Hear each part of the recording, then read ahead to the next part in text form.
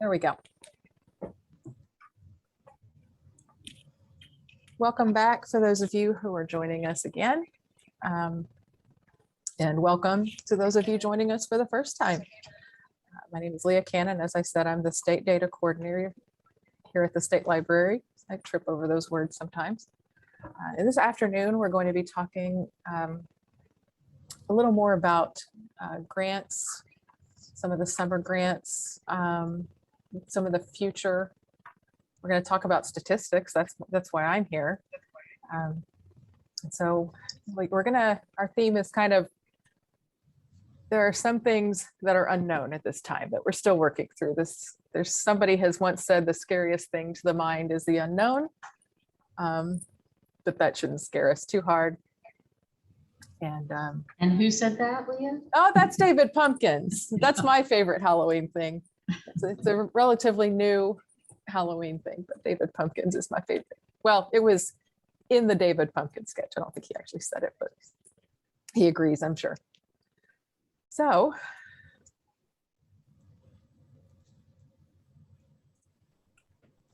I already reviewed the agenda briefly. We're also going to do a show and tell where we're going to talk about some of the things you did. We'll talk about 2022 a little bit. We'll review some of what we talked about this morning. Or review some of the things discussed for those of you who weren't here. So I'll let Lee, anything I'm missing? I'm sure I'm missing something. Not yet. Cool. I'm sure. Well, we would like to welcome Wendy Copeland, who is currently still serving as our LSTA coordinator, but has moved into a wonderful new position of Director of Finance. Wendy, correct me if I'm wrong about that. It's finance and grants now. Finance and grants, yes, lots of change. So with all that said, Wendy, I'll let you take it away. Do you need me to give you screen sharing? No, I'm just going to talk. So I didn't provide any slides. Sorry, I was doing a bunch of finance training this morning and yesterday and all week, what have you. So I'm getting a little bit of echo, so hopefully it's not too bad for y'all. So I just want to reassure everybody that currently I'm still doing the grants role in addition to the finance role. We are in the process of hiring another grant person. So you don't have to worry that your stuff won't be taken care of if you have some past grants or some future grants. We're still doing grants. I've had a few people contact me and say, I saw your position posted. Oh my gosh, you're leaving us. No, I'm not leaving you. I'm still here. And until we get the position filled, I'll be doing filling both roles the best as I can. So I apologize if things are a little bit delayed and not exactly where you need them. With the grants, I know that all of you have your summer reading programs, and then most of you get the summer reading grants. So our intentions are to continue to do summer reading grants, and but we just never know exactly where those will go. And you know, for those of you who probably could do show of hands who've been here a long time, there have been different iterations of what was allowed or what was encouraged or what was, I think there was one year where you had to do that, well, there was a lot of extra paperwork.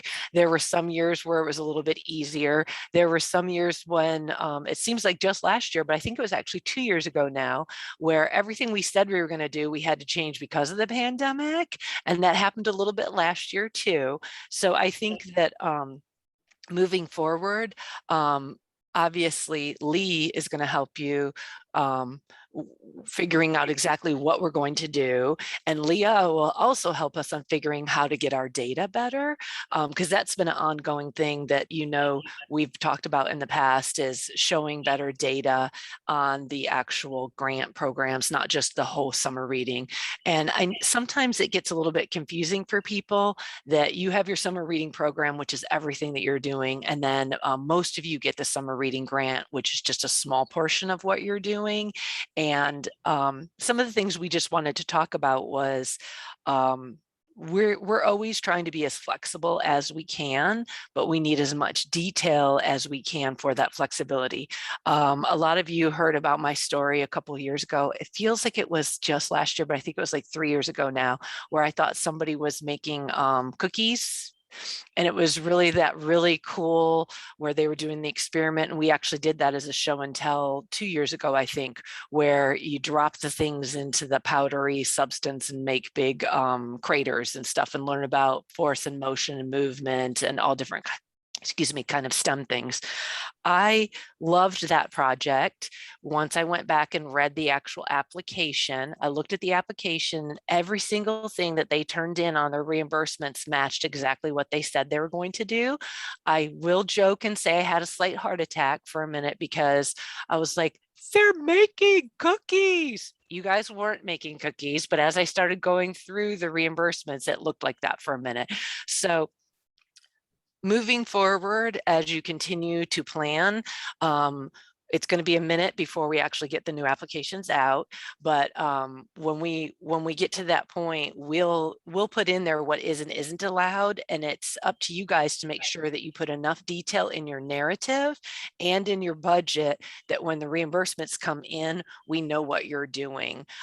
We've had some people who have recycled their grant applications from year to year to year, and they put in there, well, we might do this and we might do that, and we might work with 4-H, and we might work with the whoever, and they'll list a list of like 5 different partners. Just if you know which ones you're going to work with, just put those ones in there. You don't have to list everybody you've always worked with. You also don't have to put in everything you might do. Try to put as specific as what you're going to do and what you want the grant funds with. I know we have some people, depending on the size of your library, that play multiple roles, but if you're going to buy some specific books for your collection that you need to do, we had some people who did some read-alongs and they needed some books. So we had some people who did some, I think they actually did where the books were like a story walk, and they had to get specific books for the story walk and specific supplies for the walk. If you know those are the things you're going to do, then put that in there. I've had some people where they'll say that the application is going to be for some of the educational performers, and they'll say that let's say that the museum is coming and the aquarium is coming and the zoo is coming. But then when I get the bill, it's the guy with the balloon animals. Well, that's not the same thing. I actually have to look at it. And sometimes if you say that you're doing the guy with the balloon animals, I might question you, and I might say, okay, how is that related? How is that educational? It seems a little bit more entertainment. And then sometimes, I'm sure some of you have gotten those questions. Well, you'll come back and you'll say, Wendy, the theme was tails and tails. He was literally making animals out of the balloons, and we were talking about what happens with the animal's life cycle, or whatever it is. Like, you're tying it back to the educational component. But if you put that in there, then we know. Does that make sense? And I know I'm talking really fast and I don't have the slides and the handouts, but does anyone have any questions on the application process or the reimbursement process? Because some of you do the reimbursements and some of you have other staff that do those for you. And you can unmute or put it in the chat.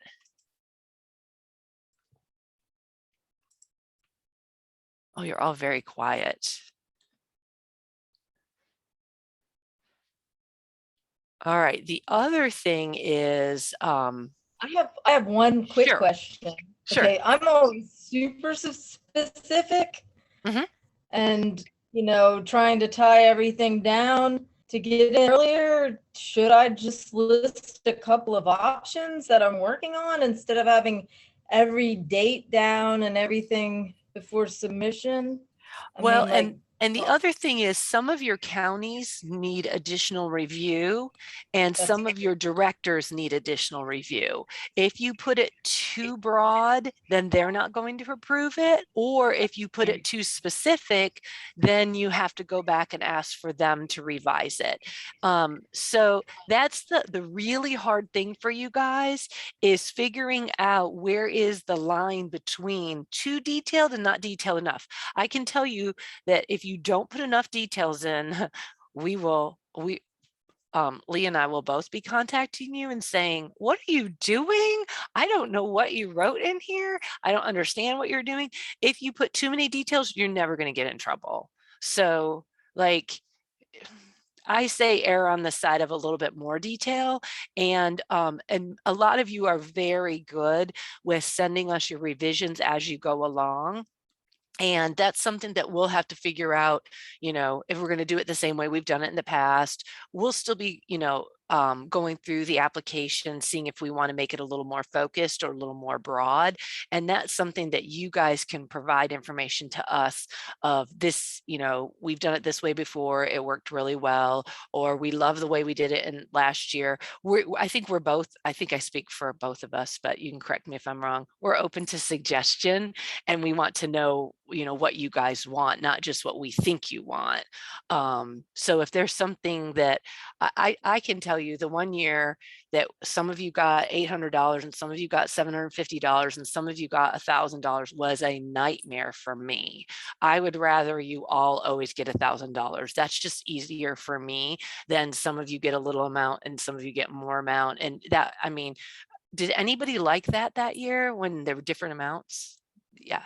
So that's one that you can definitely say, no way, because I'm sure that I did not like that one. It's just, you should all get the $1,000. We want you to all get the $1,000. And then at the end of the project, there's the end of project report. And being that we were in a little bit of transition with me moving in this position, and then our consultant position open for a little bit, we were all kind of trying to jump in and help. But I'm not sure if we've gone back through and taken the time to look to see how many of you still might owe us the end of project report. And then not to throw anybody under the bus or call anybody out, but if you know that you did not do your EOP, you can still turn it in. It's not too late. And I think there might be a handful of you who didn't turn in the survey, because we do the survey for all of the summer reading. And then the end of project report is just for that $1,000 grant. I do not actually have my list pulled up to know who we have and who we don't have. If you think you did it, but you turned it in to someone else to review it and they might not have turned it in, check at your library, or check with me and I can double check and see. I can look in there and just say, okay, I don't see it. Can you resend it? I think we've talked about this before, but what happens with the end of project report is everything that you put in there from your library gets combined together in a bigger report for all 46 some libraries. I think only 42 or 43 of you actually got grants last year, but that gets combined back at a level of, then it goes to the report where it doesn't necessarily say that Oconee did this and Florence did this. It just says, all of these libraries did all of this together. Does that make sense? So it's like, I don't ever throw any of you under the bus, but I would never do that. You guys know that, but we do highlight some of you, and some of you I have contacted in the, like a month or two ago now, where you sent things that were really cool. And then I'm like, okay, I need more of this. Can you send me more photos? A lot of you are really good at sending the photos. That's really helpful for us this year, especially with us not being able to do actual site visits. The photos really bring it home as to what you did. And because your reports tell us a lot of detail, but then the photos give us a visual to share at the federal level. And we're also in the process of getting a new federal project manager at the federal level. So the new person there could want more details than our previous one wanted. The person we had in the past had been there forever. She loved South Carolina. She had visited us. I can't even tell you how many times. Some of you may have even been here the last time she did a site visit in your library. I want to say that she was our project officer for more than 15 years, because I know that she did at least 3 site visits, and they only do them 1 every 5 years. So when we get our new officer, they might want more detail, or I'm pretty sure that they're going to ask for the minimum level of detail, which is what you guys are already providing. They might ask for more stuff. Not to scare anybody, I just want to let you know that your information then goes into the bigger report that then we share at the federal level. This is kind of a small project for you guys. It's only $1,000 each. It's also kind of a small project on the grant level, but it's one that everybody really likes, and it's easy to compare against other states because a lot of states do summer reading grants with their LSTA money. So that's kind of just in the nutshell of where you're at on the reports and what the project might look like. Moving forward, we'll kind of talk more, get with you more, and we'll also do like we have done in the past. Once we actually announce the new grant, sometime it's usually in January, but sometimes it can be February or March. When we announce the new grant, we'll do a Q&A where we go over the application again. If there's anything new, we'll highlight that. If it's the same, it's still a good refresher to go to those, because we may figure out that we just need a little more detail in the budgets. I think we probably will. I always say we're going to revise the budgets to make them better, because it's so hard for you guys to get that right level of detail. Can anybody think of any other questions just on the, I call it the paperwork side, or the housekeeping things on the grant?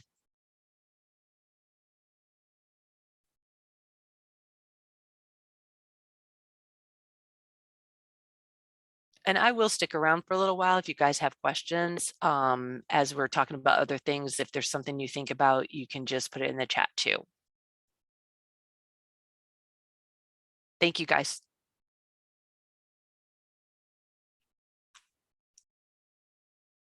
Thank you, Wendy.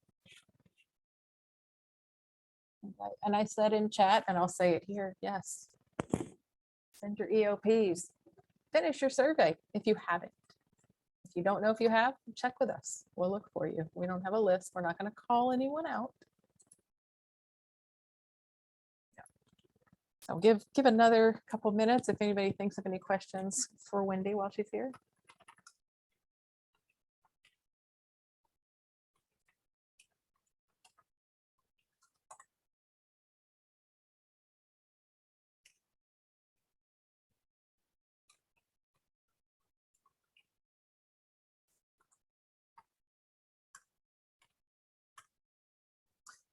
Well, all righty. Thanks again, Wendy.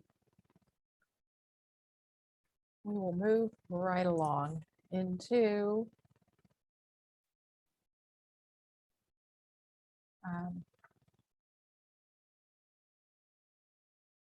some of the things I saw backing up on Wendy's. I saw looking at some of the end of project reports that we had, and a lot of takeaway packs, which was very cool. This is just a small representation, by no means exhaustive, by no means everybody, but lots of kits, some speakers, some virtual classes, animal encounters, fitting in with the theme. So yeah, so there's just some of the things I noticed on the end of project reports right there. So now we're going to go straight into the numbers, which is so exciting. Everybody loves statistics, right?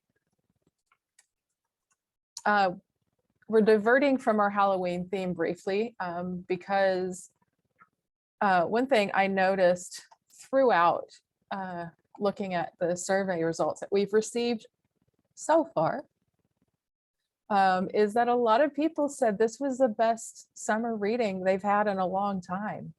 And for some, it was just we did better than last year, which is good. For some it was, we've done our best ever. So it was overwhelmingly positive from reading some of the comments on the survey. So we're going to call it the best summer ever. And we'll hope to all live as carefree a life as this dog on the beach at sunset. All right. I want to briefly review some of the things you filled out, because we do ask you to fill out a lot of surveys. And that's not just for summer reading, that's just in general. Sometimes that's the best way for us to get information from you, other than, going to talk to you. Unfortunately, we can't do a lot of that right now, but surveys and survey fatigue is real, but we do it for a reason. We ask you for a reason. So some of the survey and other information you filled out, forms, whatever you filled out this year, specific to the summer reading, the CSLP survey, that's something that several states fill out. Last year, I think it was 6. This year it was, I want to say it's in the double digits. Yeah, so it's quite a few more than 6. Sorry, I don't have an exact number, but it's several. And so that goes directly to CSLP, and they benchmark us against the other states that fill it out to help guide the program, kind of determine what works best. It also helps us out on the state level, because the next questionnaire you get is the program questionnaire. So these are specific to us here.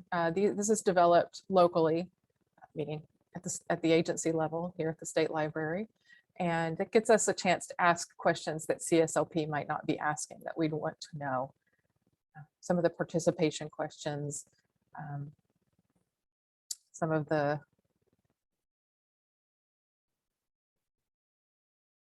program information, some partnerships, and just general, how can we help you in the future? So that's a second survey that you fill out. Then you also do your end of project report.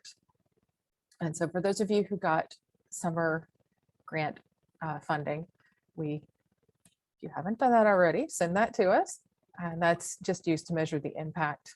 Right now, Wendy reviews those, and she submits a larger report, so it can be reviewed at a national level. So that's why we ask you to do so much. We're just we just want to see how things are going, but we want to know in different ways. Maybe we'll centralize something, who knows?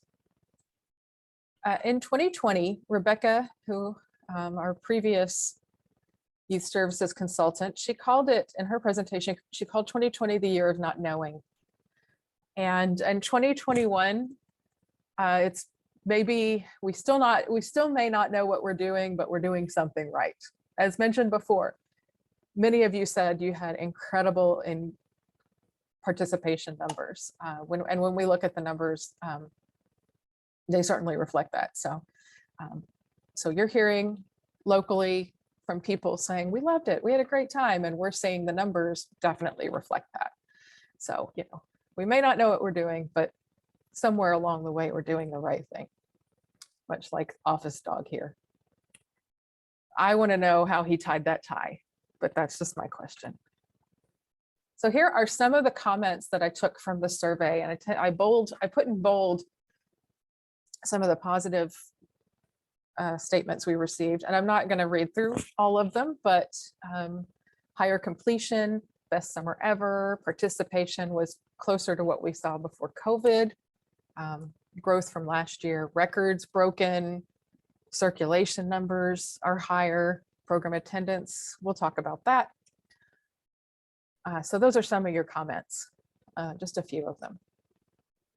Looking at the most common answers, looking at the survey,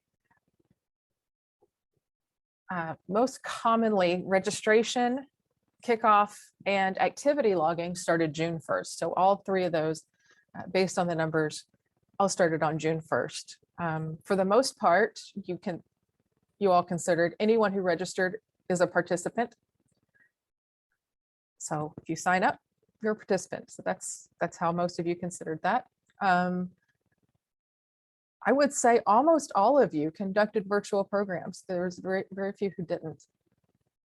You publicized using flyers, press releases, school visits. We talked about that a little bit this morning, talked about flyers and using QR codes.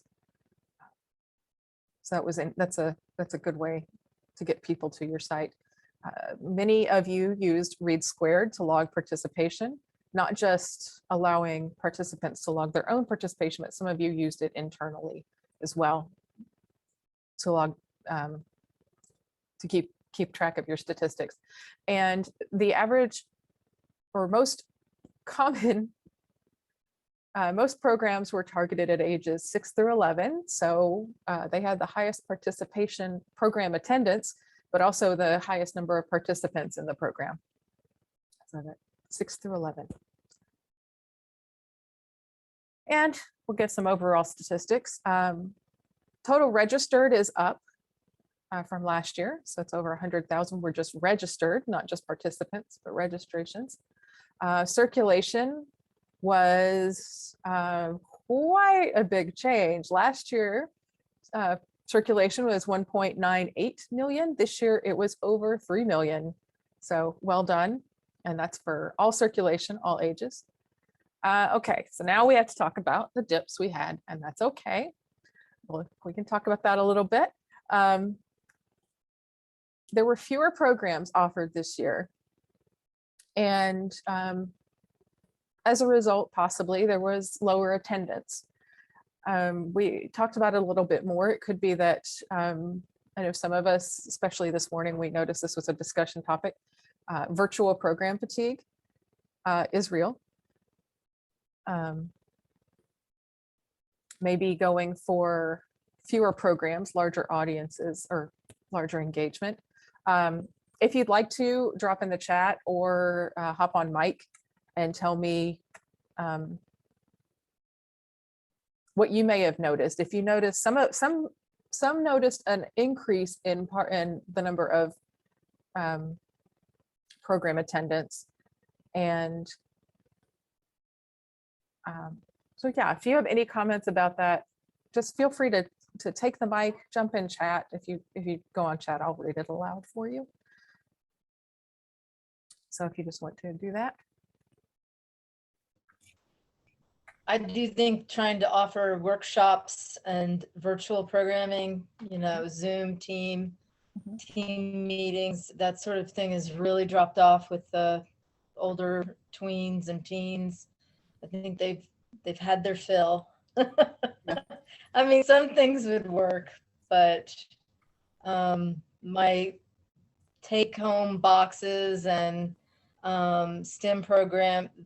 STEM options were much more popular. Mm-hmm.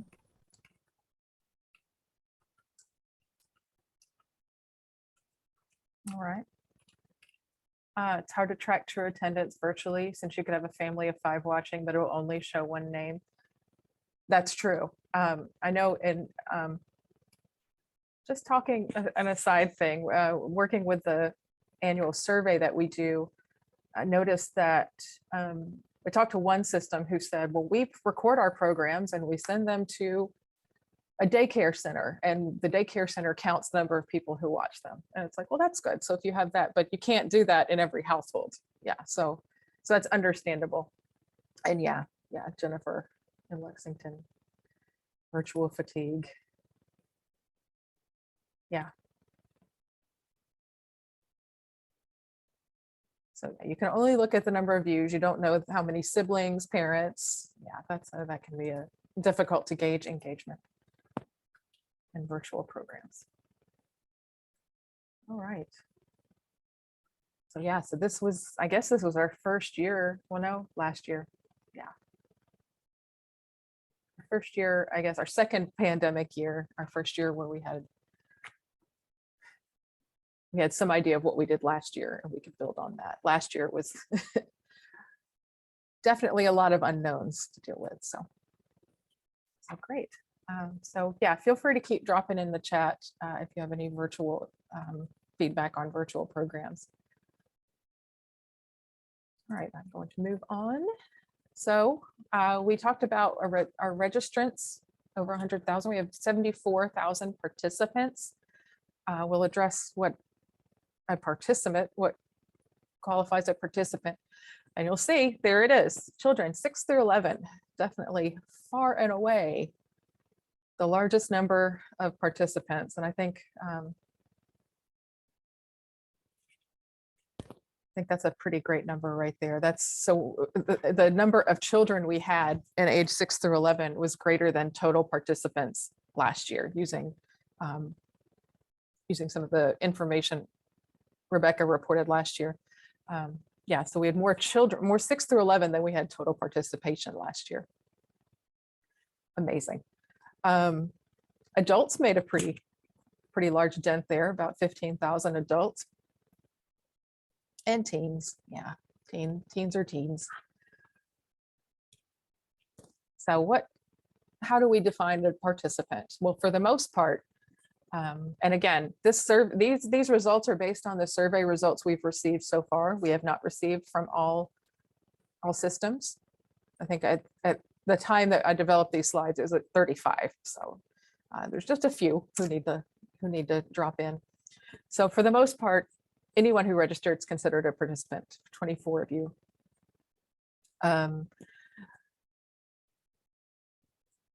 It was tied, as you can see, people who completed the program count and anyone who does one thing. So either one thing or all the things counted a participant. So, and then other was,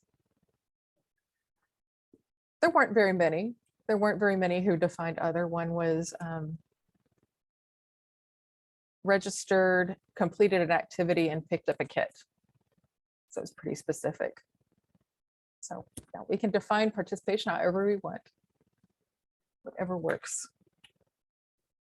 Okay, this is a visual that it's kind of not the most visually interesting, but I wanted to make a point to show programs. So these are our program statistics. For the most part, it's pretty evenly split between all ages programs and children's programs. But children 6 to 11 had the largest participation in programs. So just let you know your audience. Emerging adults 18 to 25 were the least engaged, but they're also a very small niche group there. All right. We had a lot of successes reported. Even if there weren't in-person programs, there were lots of takeaway kits. People connected with residents. They kind of got people back into the library after last COVID year. Lots of positive comments. They gave out school supplies, connected with grandparents. The postcards seemed very popular, and that was discussed this morning as well. Note that one of you developed the postcards, and another library took the idea and ran with it. So that's good to see. It's good to see sharing ideas. People ready to get back to normal. We're getting closer.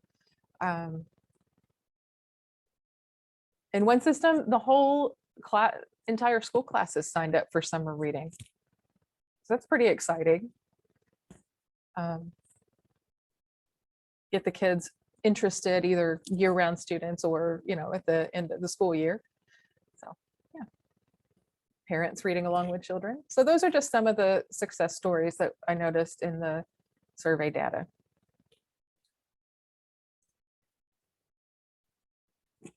And so I'll take a moment, I'll go back before we go to the next part.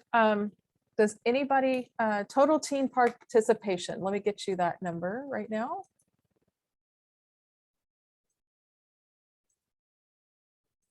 And I'm sorry that the numbers aren't in the pop out. Apologize for not including that. So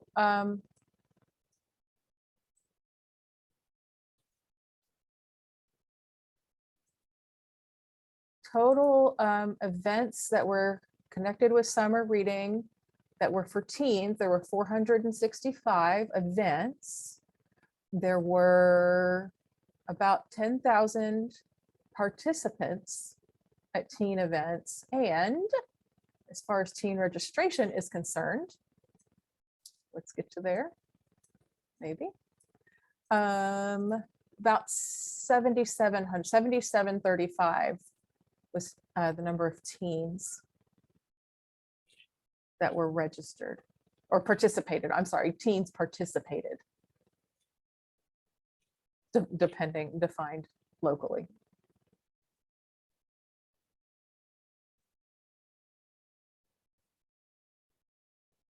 So if anybody has any questions, we'll give another couple minutes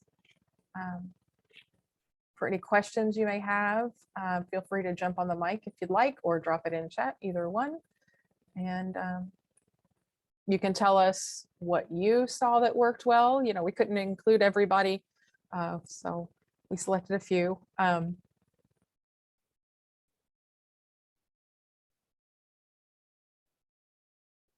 Anything you noticed this year? Okay, we'll compare this year to last year. And we've talked about that it was a better summer this year. That was one of the good things. One of the changes is that we did get a little bit over the virtual thing. That's one of the drawbacks, but yeah. Anybody else?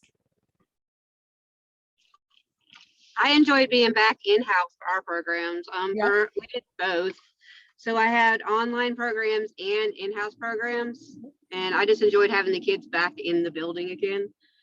They were there for like other stuff throughout the year because we were open, but like to actually have them back for like big programs with a whole bunch of kids, that was probably the highlight of my summer.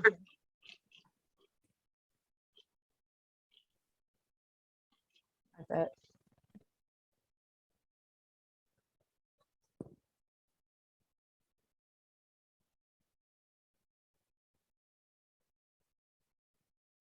Well, all right. So if you think about anything else, feel free to drop it in the chat. You can also email me. I'm lcannon@statelibrary.sc.gov. Reminding you, if you haven't completed the survey, to do it. If you haven't finished your EOPs, do it. So I'll be looking at chat and if there are any other questions. So I am going to turn it over to Lee to talk about our show and tell section. Yeah, we just wanted to brag on some folks a little bit. These are just pictures we took from Facebook, and I can't remember where the first two come from. So let me know if you made some cupcakes. But yeah, we wanted to show some specific programs, and then we're going to do kind of a recap of some highlights from this morning as well. So do you want to go through the pictures now? Yeah, I was going to say Georgetown did the cupcakes. I looked that up. Oh, okay. Georgetown did the cupcakes, and York had the jungle ivy theme poster. So, all right, yeah, I'll go into the next one now. And now I have to see if I can remember. Okay, yeah, let's talk about this morning first. So we talked about tricks and treats, what went well, what did not go well, highlights and lowlights. So starting with the lowlights, I don't know why I like to start with the negative first so we can end on a positive note. Let's see. So again, we talked about the virtual program fatigue, and then hearing that feedback from parents too. Someone mentioned that the COVID protocols were challenging specifically for outdoor story times. And I think specifically they were talking about registration. Another person asked what to do when some people actually, let me back up. Some people tried registration for their programs for the first time, and then they were struggling with finding a lot of no-shows and then wondering what to do about that. So then another person said, what did they call it? Repeat offenders, and they put them on a list. And then we laughed, and then we didn't say what happened after that. after they were on the list. So let me know if you have ideas of how you deal with that if you were not here this morning. And what else? What were some other negative things? I can name some programs that people said didn't. Yeah, we asked what Yeah. programs flopped. Oh, escape rooms. Escape rooms, Zumba classes, murder mysteries, and trivia. But those were kind of teens. Some of them were teen oriented, which might have impacted that. You know how we are. Some are still not in person. Some still haven't had in person. Some won't return to that for another month or so. Although some did welcome people in. So Yeah. So I want to pause there. And then since we do have some new folks here, is there anything else that you want to add to this list? Anything you want to share, something that didn't work so well for you? I told them this morning, this is a good chance for you to vent. So once again, here's your venting session, should you need it. you're among friends. This is a safe audience.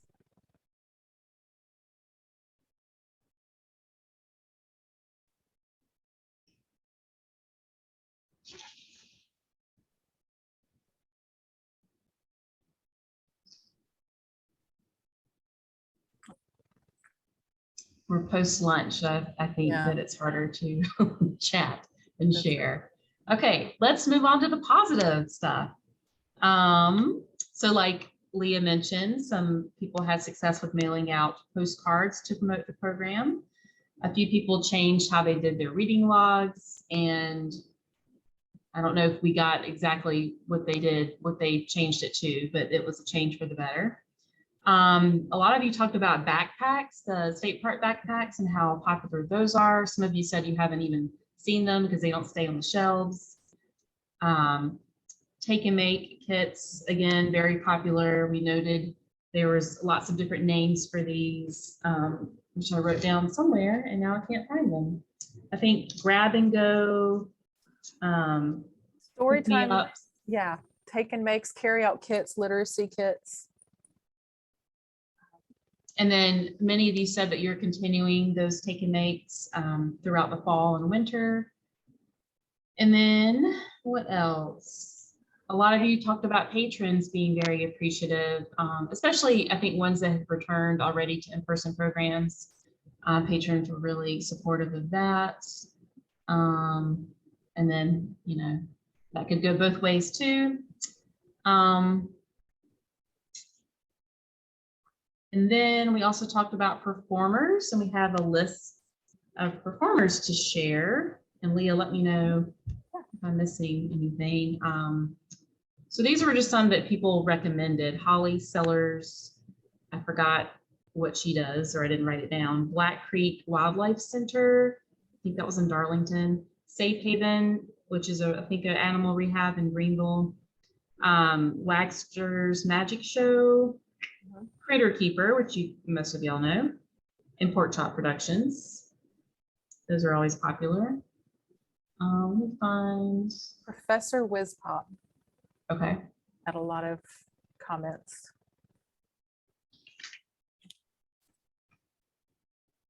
Yeah, what else do you all want to add to this list? If you didn't get a chance to share this morning, any other positive success stories or any performer information you want to share, now's the time to do it. I've had 2 really successful teen programs where the one was candy sushi, so of course Oh, yes. it's gonna be, but encouraging them to send pictures back.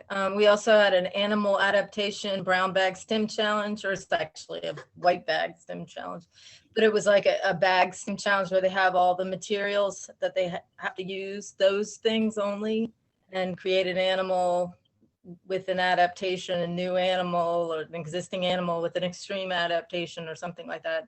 But to qualify to be in the competition, they had to send in their completed project, and we'd post on social media, and the kids really like seeing their own stuff and their parents seeing their projects posted on social media. So that was, I think that interactive element really helped to get other people to participate as well.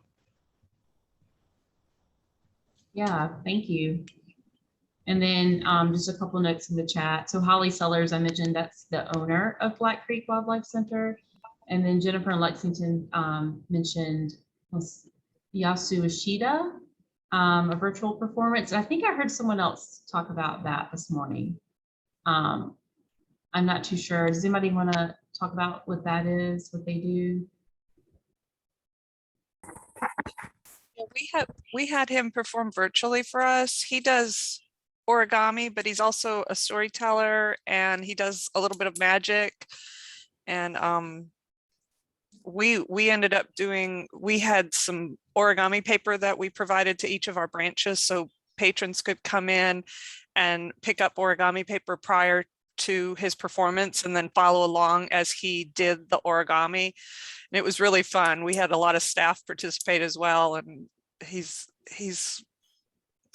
very funny, and he was very, like I said, engaging with the camera. He zoomed in on different people, and I was impressed how he was able to help people do origami virtually. Like when the kids got stuck, he could see in their camera that they were stuck, and he would walk them through how to fix what they were doing. So I was very impressed, even virtually, how well he handled the audience. That is, yeah, that's very impressive. I was just thinking, I can't do origami. If he was there, I don't think I'd be able to do it, but yeah.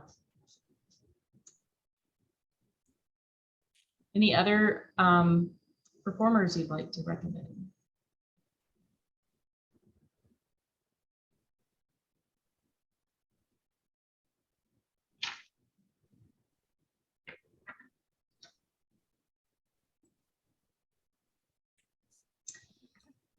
So there were a couple, and you can keep adding in the chat if you want to. There's a couple more questions. So I was just going to ask this really quick, and then we'll, yeah. What about, one question was, how did patrons and other staff receive the program? So what kind of feedback did you get from that? Anything that you want to share?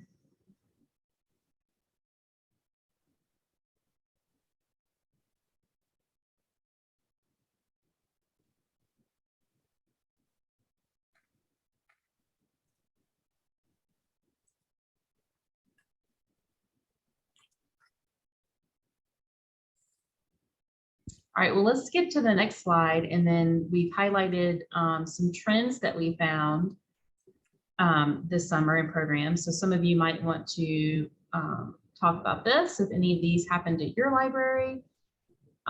So, you know, we've talked about some people went back to indoor story times, but there were also a lot of outdoor story times. A lot of those are going on now still. And then we still had story times through Zoom and Facebook. The South Carolina Aquarium, I noticed, was at had a lot of virtual presentations with a lot of libraries around the state. I think someone mentioned the photo challenge earlier. I saw a lot of different Facebook photo challenges. We talked about take and make kits. So several of you participated in farmers markets, and I can't remember which library. One library had the farmers market come to the library, or they set up at the library once a week. Lots of virtual cooking classes. And we know there was a grant that went along with that. Some of you did the free summer meals for kids and teens, virtual concerts, virtual plays, puppet shows, lots of therapy dog, lots of dog and cat things. So in-person and virtual therapy dog visits. There was, I think one library had bloodhounds from the sheriff's department come out. Another had a canine unit. And then I saw some kids reading to cats at an animal shelter. And then we talked this morning about virtual trivia and virtual escape rooms, people saying that it didn't go over so well, but then it ended up on the trend too. So hopefully it went well for some of you that did that. I noticed lots of hiking nature programs.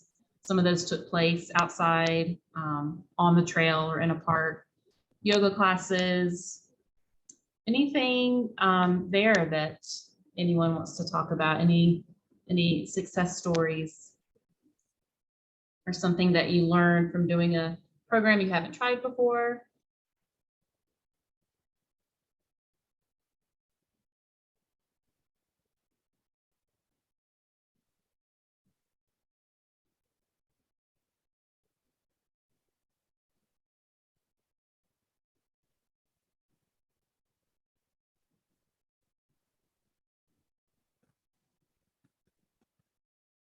Hey, sorry, I have been taken away a couple times from this.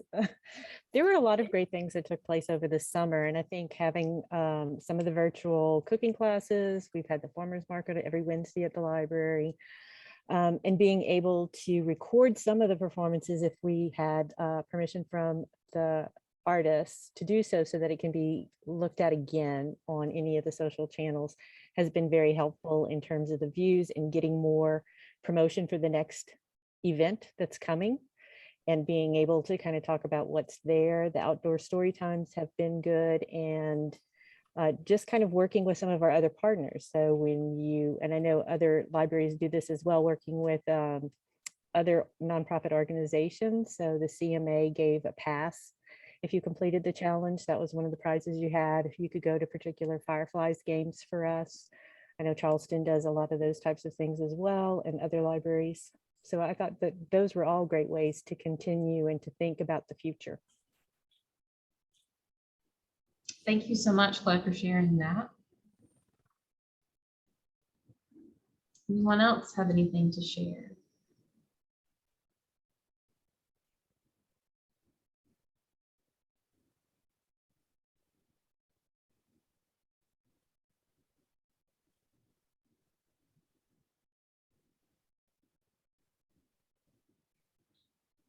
Or was there something you saw? I always like to keep track of what's going on around the country too. Is there something you saw somebody do this summer that you'd like to try for next summer?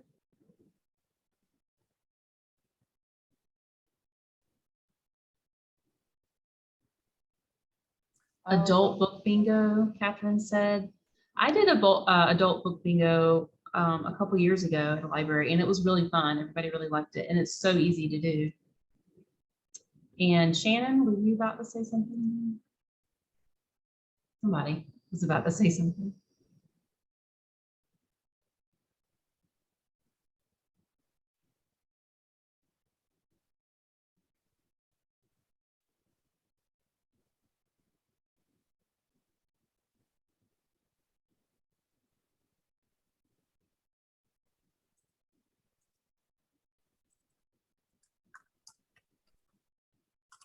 Well, please enter in the chat if you think of something else. We can move on.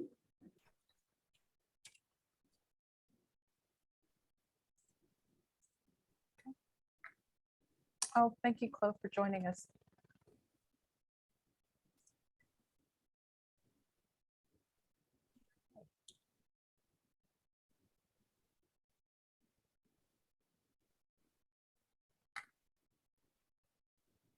Oh, I didn't see it. That's okay. The slide changed. I Yes. was like, come on. Partnerships. These are just some that we pointed out, but if you have any other ones you want to add to the list, again, I guess I put Pork Chop Productions, but I guess that's a presenter too, but it's also a partnership. Riverbanks and the aquarium, we saw a good bit. Clemson University had a couple different things around the state. Any particular partnerships that worked really well for you that you would like to share? Maybe a new partnership or even one that did not work well. We'd love to hear that too.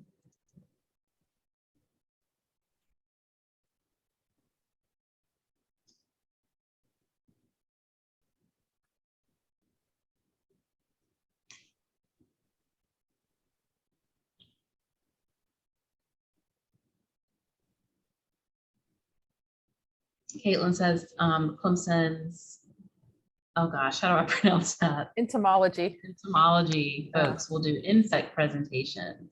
Yeah. Darcy worked with the local Performing Arts Center. And that's good. And you'll continue, or you're hoping to continue that next year. It's always good to hear. Do you want to talk a little bit more about what did the Performing Arts Center do with you guys? Sure. They provided us with an alternate venue for us to have some performers. It's a really great facility just a couple blocks from our main library here in Walhalla. And I kind of just contacted them just kind of on a whim to see would this work. And he was really enthusiastic. The director of it was really enthusiastic about the idea. And he was like, sure, you can come and do a show. And we had to pay him just like for a guy to come and run the sound and do cleaning, but he gave us a really great deal.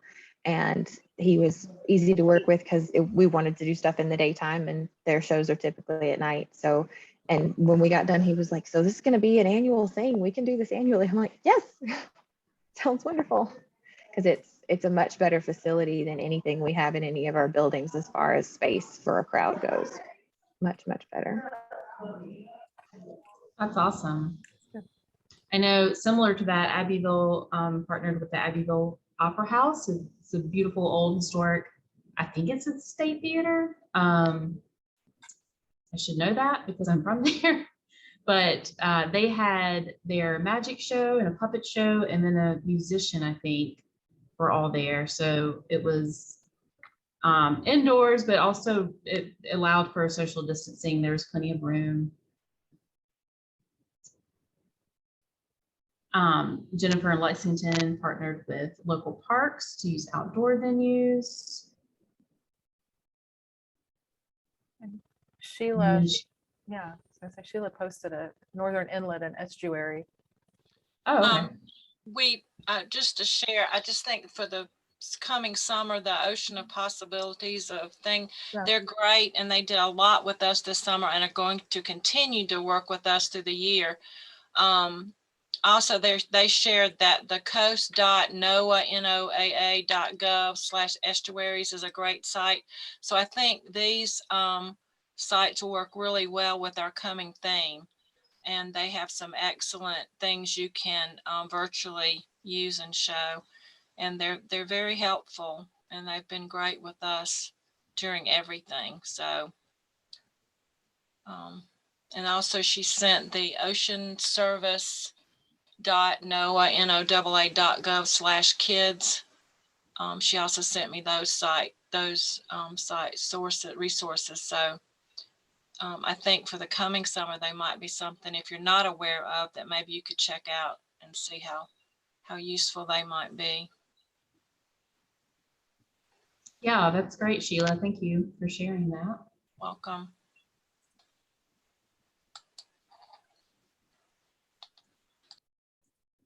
What else?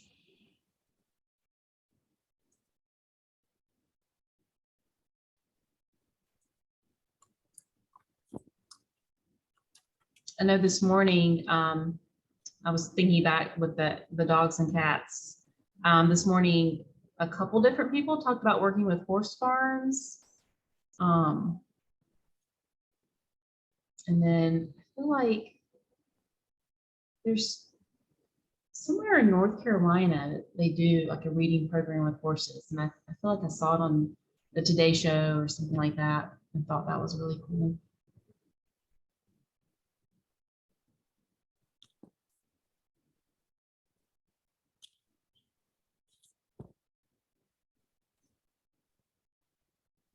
I'm curious, those of you that did the therapy dogs or reading to cats in the animal shelter, or anything like that, is that something that you do year round or something that was just for the summer because of the theme?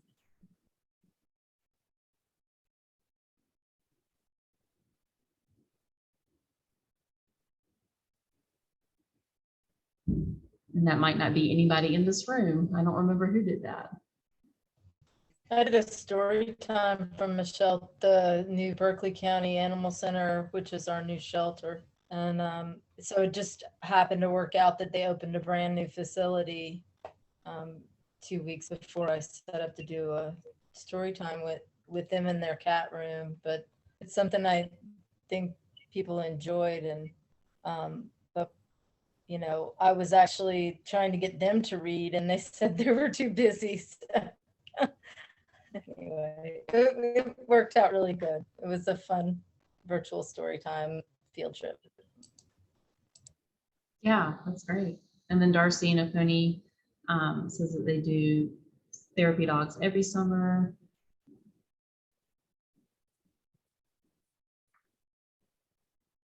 All right, thank you. We had a regular therapy dog, but his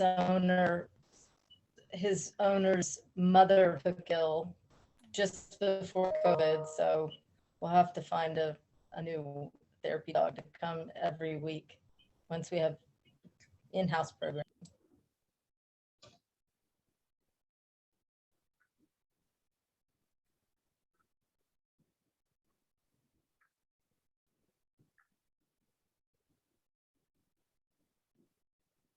All right, what's next?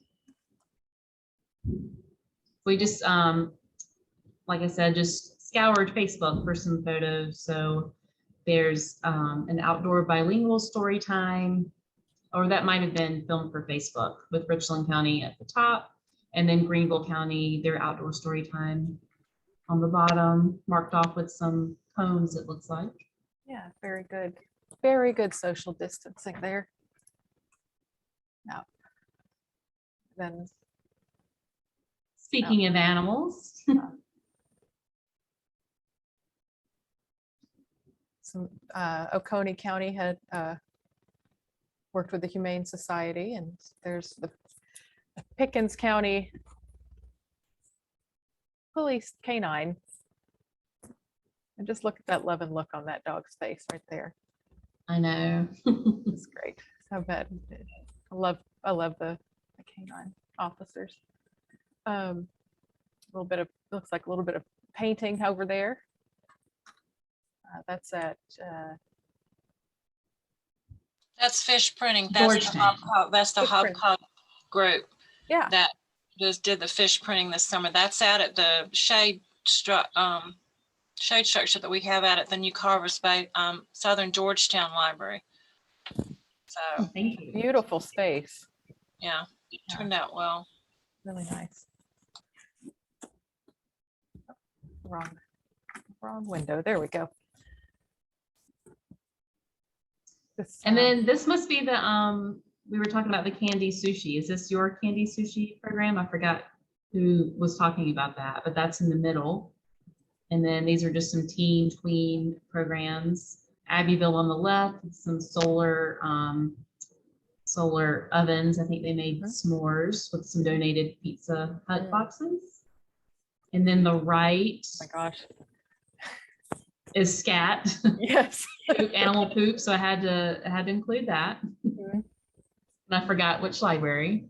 That the scat. Calhoun. Yes, thank you. Yeah.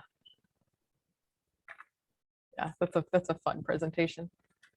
Oh, I did it again. Okay, here we go. Here's some of the kits and some of the crafts that happened this summer. Top left, we've got some seedling and some potting kits, some potting mix kits. So you can take and start your own miniature garden. That's Sumter did that.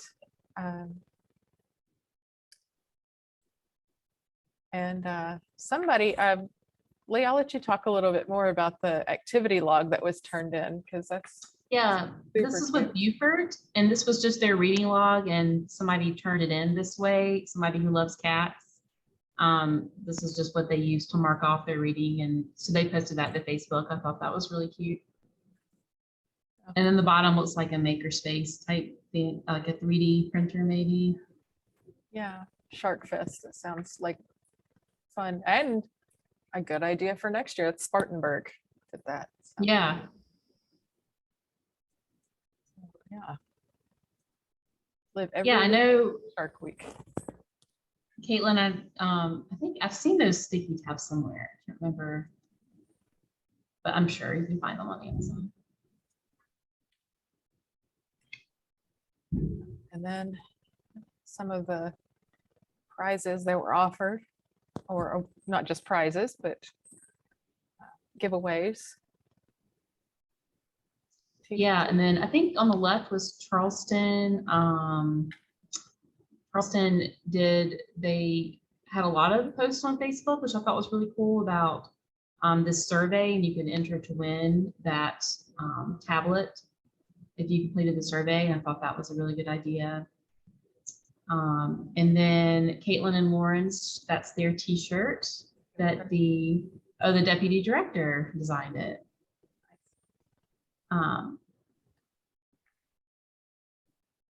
Yeah, Darcy, are you in Charleston? Where are you?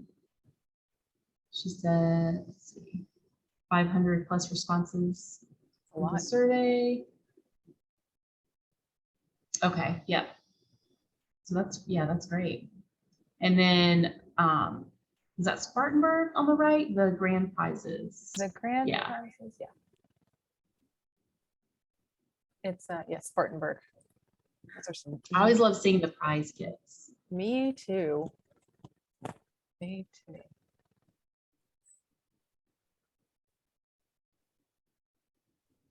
Okay. Yeah. And then these are some other activities. Clemson worked with Union to do some grab bags over the weeks. And then I really like the story walk with the associated craft with the little bear. And a little animal mascot. Yeah, and I didn't add the story walk in the trends, but I did see that a lot. That a lot of people already had story walks, but it seemed like that was a new thing that was added a lot of places this year and last summer.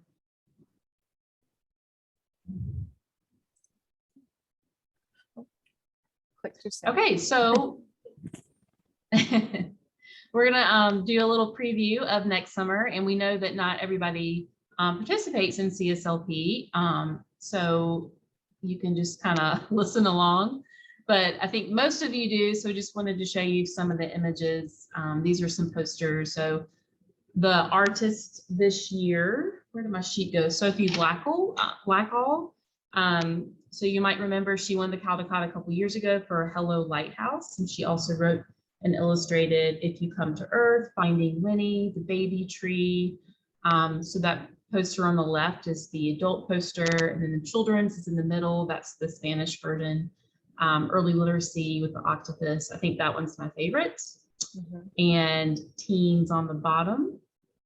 So I want to tell all of you, those of you that participate with CSLP, you might be interested to know. Let me find my link here. So they're doing something new this year. They're having their first annual CSLP Summer Symposium, and that's going to be December 2nd. It's 11:30 to 4:30. It's free. Anybody can register, so you don't have to be on a committee. You don't have to be services manager. Obviously, you have to get your manager's approval if you want to go. So let me just put that in here. And there's more information about exactly what's going to be going on that day, like a whole breakdown of the schedule if you're interested. If any of you are interested in submitting ideas for the 2023 manual, they are working on that now, and those are due. You can go to that same website and find that information on that, but that's due October 29th. We're going to have probably in January, we'll get together again and after this symposium, and we'll share some ideas for next summer. I have one manual left, so let me know if you would like it. First come, first serve, and put where you're from too. Or you can also email me, and I have lots of catalogs, lots of flash drives. So let me know if you're interested in one of those. And got too many windows open here. I'm just gonna put my email in the chat because I forgot to do that this morning. So let me know if you have any questions about summer reading or any youth services questions. And what else? I think that's it. I do think that's it. So we told you 2 to 4, but Here we are. we are getting out really, really early, which may be good because I think some of you had to leave early anyway. But actually I'm going to stay on for a minute. If anybody wants to chat about anything else, we can certainly do that. Thank you for coming. And it was nice to meet all of y'all this morning and today, this afternoon. Please let me know if I can help you with anything. Hope you have a great rest of the week. And I'll just hang out a bit. And I will too. I have, if anybody wants to share, if you need to leave, that's fine. You can email me. I'm curious to know those of you who didn't use Read Squared. Meant to address this earlier. If you didn't use Read Squared, what did you use? And what did you think of it? Why did you not use Read Squared? Just curious.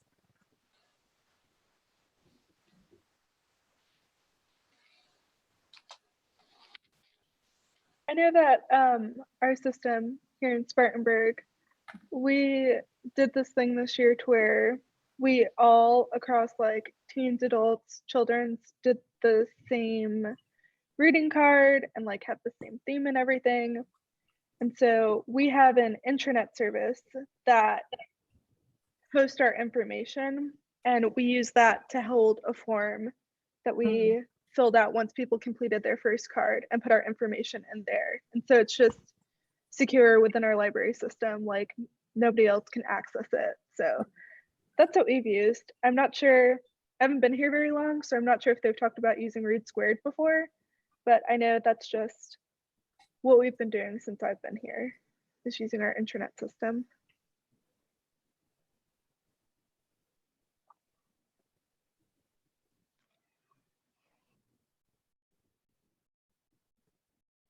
Google Forms, yeah.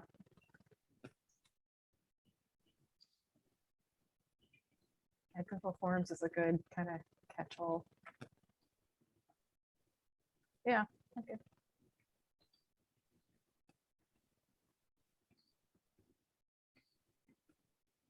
Be interested to hear more about that. If you want to email me, Caitlin.